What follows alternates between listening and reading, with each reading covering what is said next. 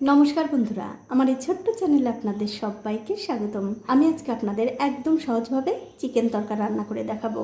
আশা করি এই চিকেন তরকা রান্না করা দেখার পর আপনাদের ভালো লাগবে। তো তরকা রান্না করার জন্য সবার আগে নিয়ে নিচ্ছি 1 প্যাকেট তরকার ডাল। আর এই ডালগুলো কিন্তু বন্ধুরা আপনারা যে কোনো বড় মুদিখানায় পেয়ে যাবেন।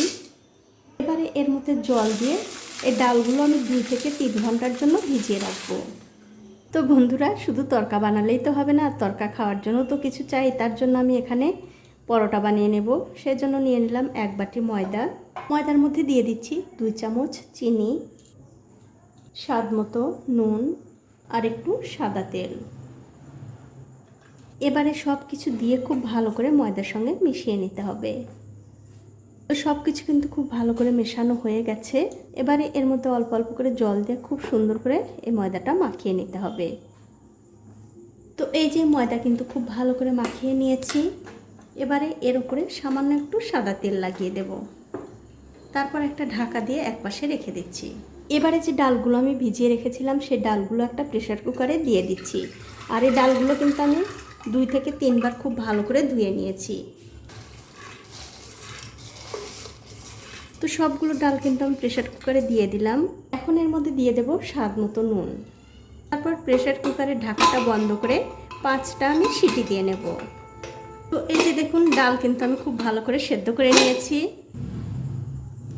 এখন একটা কড়াইতে দিয়ে দিচ্ছি সাদা তেল।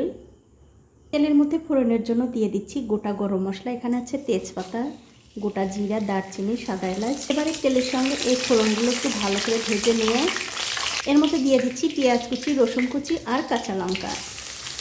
আর সাথে দিয়ে দেবো একটু নুন। এবারে ফোড়নের সঙ্গে এই পেঁয়াজগুলো খুব ভালো করে ভেজে নিতে হবে। তো এই যে দেখুন, পেঁয়াজ রসুন কিন্তু খুব ভালো করে ভাজা হয়ে গেছে। এখন এর মধ্যে দিয়ে দিচ্ছি আমি গ্রেট করে নেওয়া আদা। এবারে পেঁয়াজ রসুনের সঙ্গে আদাটাও একটু ভালো করে ভেজে নেব। দেখুন, আদাও কিন্তু খুব ভালো করে ভাজা হয়ে গেছে। এখন এর মধ্যে দিয়ে দিচ্ছি ধনিয়ার গুঁড়ো, জিরার গুঁড়ো, লঙ্কার গুঁড়ো আর হলুদের গুঁড়ো। তারপর এর মধ্যে সামান্য একটু জল দিয়ে এই মশলাটা খুব ভালো করে কষিয়ে নিতে হবে। তো এই যে দেখুন, মশলা কিন্তু আমি খুব ভালো করে কষিয়ে নিয়েছি। এখন এর মধ্যে দিয়ে দেব ছোট ছোট করে কেটে নেওয়া চিকেন কিমা। এবার এই মশলার সঙ্গে চিকেনটা খুব ভালো করে কষিয়ে নিতে হবে।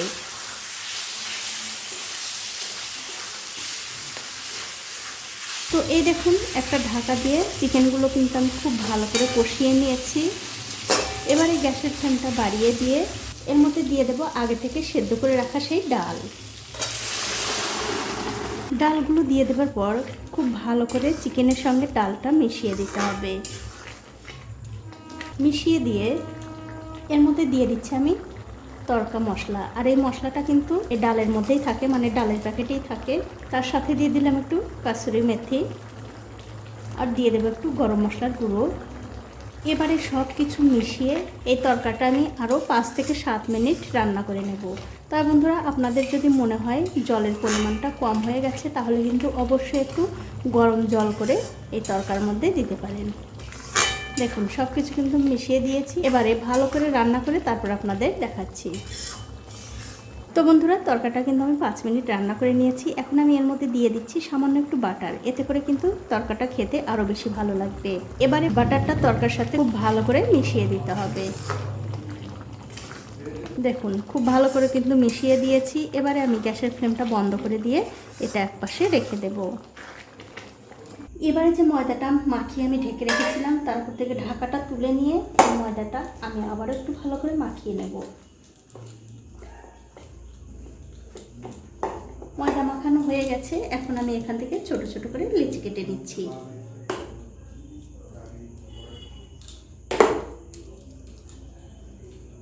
তো ওই যে লেচিগুলো কেটে কিন্তু আমি গোল করে নিয়েছি। এখন এই লেচিটা দিয়ে পরোটা বেলে নেব। তো এই যে দেখুন, রুটিটা কিন্তু আমি খুব ভালো করে বেলে নিয়েছি। এখন এর উপরে দিয়ে দিচ্ছি সামান্য একটু সাদা তেল আর দিয়ে দেবো একটু ময়দা। এবারে তেল আর ময়দাটা এই রুটির উপরে খুব ভালো করে ছড়িয়ে দিতে হবে।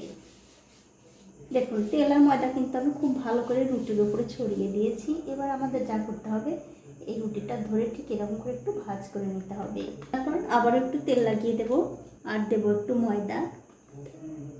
তারপর আবারও এই রুটিটা ধরে একটু ভাজ করতে হবে। এভাবে যদি ভাজ করে পরোটাগুলো ভাজা যায় তাহলে কিন্তু বন্ধুরা পরোটাগুলো খেতে বেশ ভালো লাগে। তো এই দেখুন পরোটাটা কিন্তু আমি খুব ভালো করে ভাজ দিয়ে নিয়েছি। এখন আমি এই পরোটাটা আবারও একটু ভালো করে বেলে নেব। তো এই দেখুন পরোটাটা কিন্তু আমি খুব ভালো করে বেলে নিয়েছি। তো এখন আমি পরোটাগুলো ভেজে নেব। তার জন্য একটা তাওয়া গরম করতে দিয়েছি।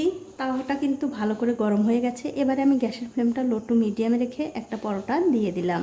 এবারে উল্টে পাল্টে এই পরোটার দুদিকটা একটু ভালো করে সেঁকে নিতে হবে। তো এই যে দেখুন পরোটা কিন্তু আমি দুদিকটা ভালো করে একটু সেঁকে নিয়েছি। এখন আমি এর উপরে দিয়ে দেব একটু সাদা তেল। এবারে এই তেলের সঙ্গে পরোটাটা একটু উল্টে পাল্টে ভালো করে ভেজে নিতে হবে। তো এই দেখুন পরোটার কিন্তু একদিকটা ভালো করে ভাজা হয়ে গেছে, মানে হালকা একটু লাল হতে শুরু করেছে। এখন আমি এর উপরে দিয়ে দেব একটু ডিম। এই ডিমটা আমি আগে থেকে একটু নুন দিয়ে ভালো করে ফেটিয়ে রেখেছিলাম। সে ডিমটা এরকম করে উপর দিয়ে একটু ভালো করে লাগিয়ে দেব। তারপর এই পরোটাটা ধরে খুব ভালো করে আবার উল্টে দেব। উল্টে দিয়ে এদিকটাও একটু ভালো করে ভেজে নিতে হবে। তবে বন্ধুরা দুই দিকে কিন্তু একটু ভালো করে ডিমটা লাগিয়ে দিতে হবে। চিকেন তরকা তার সাথে এরকম ডিম পরোটা খেতে যা দারুণ লাগে। আপনারা অবশ্যই একবার হলেও বাড়িতে বানিয়ে খেয়ে আমাকে কমেন্ট করে জানাতে ভুলবেন না আপনাদের কেমন লাগলো। তো পরোটাটা কিন্তু আমি আবারও ভালো করে উল্টে দিলাম। তারপর উল্টে পাল্টে দুই দিকটাই খুব ভালো করে ভেজে নেব। তো এই দেখুন বন্ধুরা পরোটাটা কিন্তু আমি খুব ভালো করে দুই দিকটাই উল্টে পাল্টে ভেজে নিয়েছি। আর এই পরোটা কিন্তু ভাজা হয়ে গেছে।